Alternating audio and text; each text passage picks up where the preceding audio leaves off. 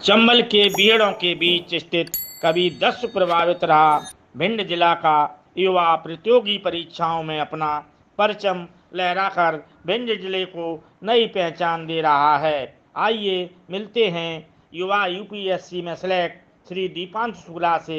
क्या कहा शुक्ला जी ने? मैं बस इतना ही कहना चाहूँगा कि हम सब लोगों को बस अपने देश की, अपने समाज की और अपने ज़िले की तरक्की के लिए जो भी कदम उठाने हैं वो हमें बहुत सोच समझ के उठाने हैं, क्योंकि हम देख रहे हैं आजकल समाज कितना विभाजित हो गया है। मतलब जात के नाम पे, धर्म के नाम पे, क्लास के नाम पे इससे विभाजन चल रहा है। तो हम युवाओं को ही आगे आना पड़ेगा कि समाज जिससे इंटीग्रेट हो, एक हो। तो इस वजह से हमें हर संभव प्रयास करना चाहिए।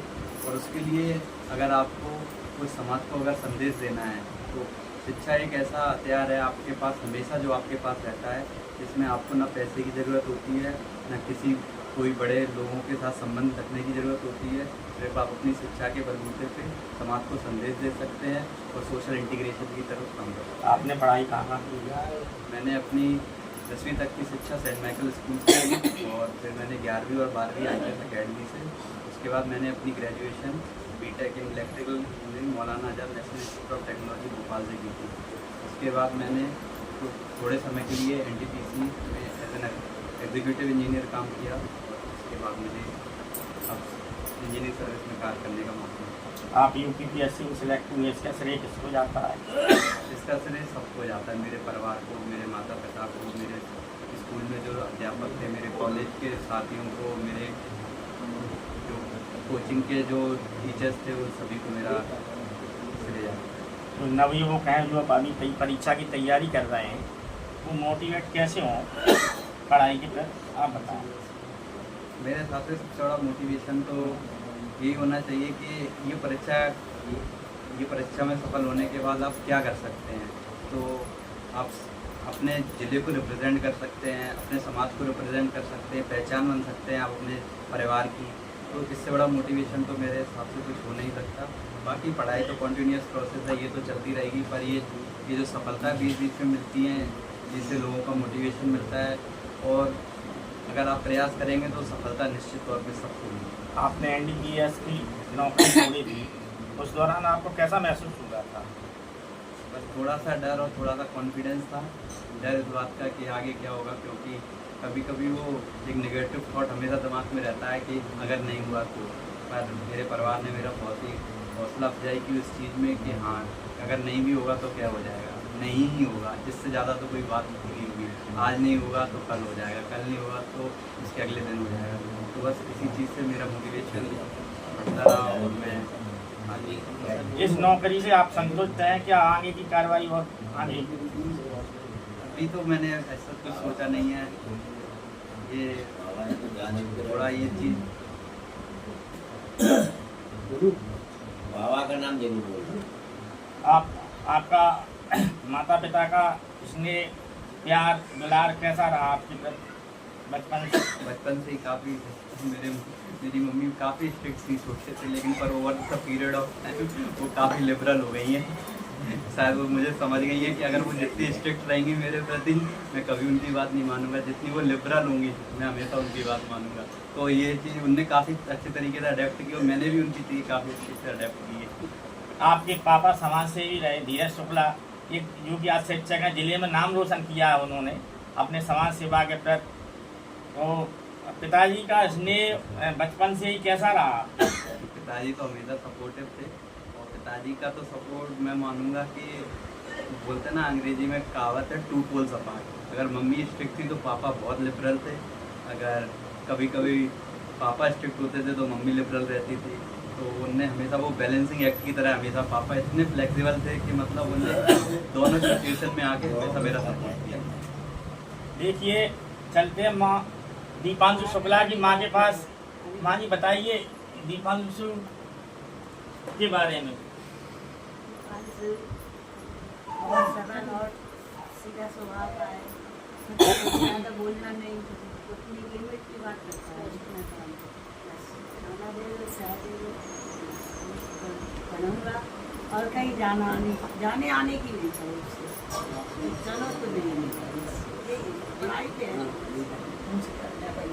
समाज सेवा के प्रति समर्पित भाव से भिंड जिले को नई पहचान दिलाने वाले हमारे राधे गोपाल यादव, धीरज शुक्ला जी, गगन शर्मा जी, तमाम भिंड जिले के समाज सेवी हैं जो भिंड जिले का नाम रोशन करने में इन्होंने अहम भूमिका निभाई है।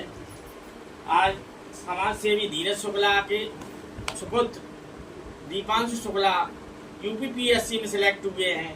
आप बताइए कैसा महसूस कर रहे हैं? आज बहुत गर्व की बात है, हम महसूस कर रहे हैं, हमारे भाई राधे गोपाल जी महसूस कर रहे हैं इन लोगों का मोटिवेशन।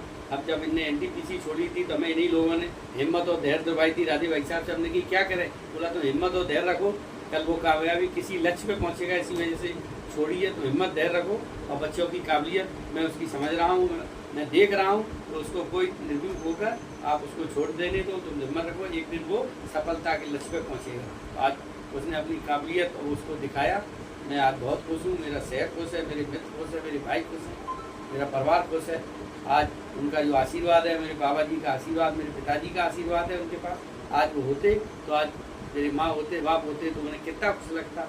बस उन्हीं को मैं मिस कर रहा हूँ, आज वो नहीं है मेरे बीच में, तो मैं बहुत आज वो होते तो अपने नाती को देखते तो कितना खुश होते, ये तो ईश्वर जानते हैं। सम्माननीय खेल प्रशिक्षक राधे गोपाल यादव जो खेल के प्रति भिंड के युवाओं को जोश भरने में बड़ा उत्साहित रहते हैं, ऐसे खेल प्रशिक्षक चंबल संभाग में बीड़ा उठाए हुए तमाम युवा साथियों को इन्होंने बाहर भेजा है खेल के प्रति। आप बताइए कहाँ आपने प्रशिक्षण दिया और कहाँ आपके युवा साथी मतलब चयनित हुए? छुट्टी करते हैं।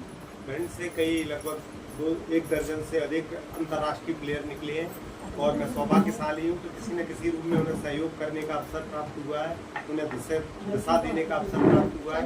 पिछले 30 वर्षों से खेल में काम करने की वजह से ऐसा कर पाए, लेकिन ये सब होता है ऐसे बालकों को देख करके ही हमारे अंदर ये भाव पैदा हुए कि अगर इन बच्चों के उदाहरण दे करके हम दूसरे उदाहरण क्यों दें। हमारे भिंड से ही यूपीएससी, एमपीपीएससी कई बच्चे सिलेक्ट होते हैं, जज की परीक्षाएं पास करते हैं, आर्मी में अधिकारी बन करके जाते हैं, डॉक्टर बन करके जाते हैं, इंजीनियर बन के जाते हैं। बच्चों के अगर डाटा कलेक्ट करके उन बच्चों को दूसरे बच्चों को बताया जाए तो अन्य बच्चे कड़ी से कड़ी जोड़ करके निकलते जाएंगे।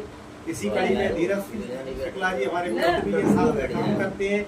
आपके बच्चे ने जब ये करके दिखाया तो सच मानिए, कल जब खबर सुनी तो मेरे आंखों में आंसू आ गए कि देखो कितने टाइम तपस्या की, लंबे समय बाद उसका सफल अभी गगन भाई का बच्चा इंजीनियरिंग कॉलेज में अभी कल ये छोड़ करके आए हैं।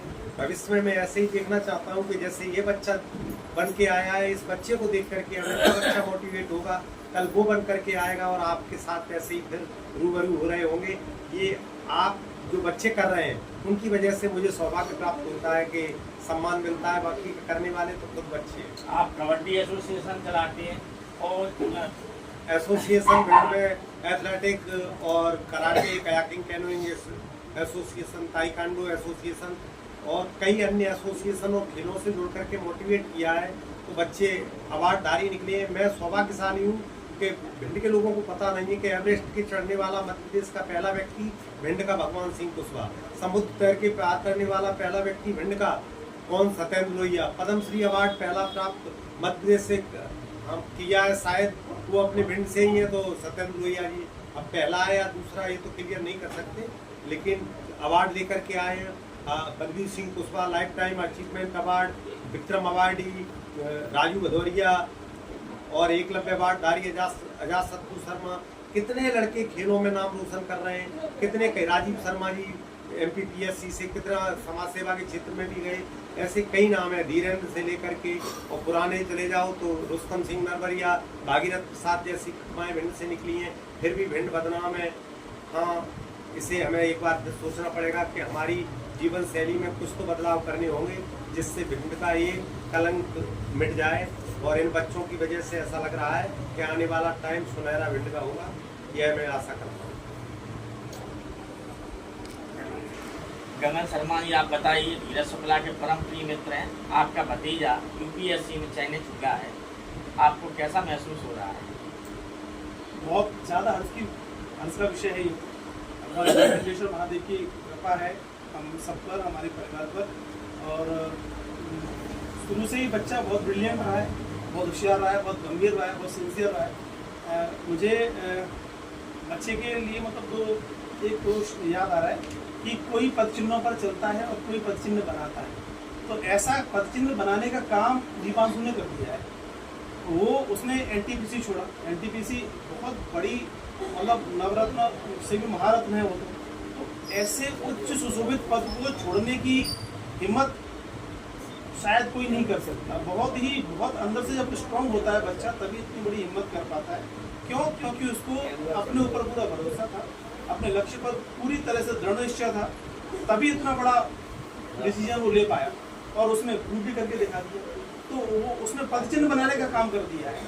अब जो बच्चे थोड़े से संकोच में है या थोड़े झिझक में है या थोड़े से इधर उधर है, उन्हें लगता है कि हम यूपीएससी तक जा पाएंगे या नहीं जा पाएंगे या कोई छोटी नौकरी कर लें या और किसी सेक्टर में चले जाएं, तो उनके लिए एक लाइन खोलने का काम दीपांशु ने कर दिया। एक नज़ीर लिख दी है कि हाँ बच्चे ऐसे भी ये इस तरीका भी है कि आपने इतने बड़े उच्च पद छोड़कर भी आप यूपीएससी की तरफ जाएं। यूपीएससी में अगर दृढ़ निश्चय से लगे रहें तो निश्चित रूप से सफलता मिलती है। यूपीएससी वास्तव में बहुत टफ एग्जाम है। अब आप समझिए कि पूरे भारत में केवल 80 सीटें हैं, तो उसमें से 9वीं रैंक आई है दीपांशु की। तो वास्तव में बहुत गर्व का विषय है हम सब भिंडवासियों के लिए, हम शुक्ला जी के लिए, हम सबके लिए, हमारा पूरा परिवार ही है।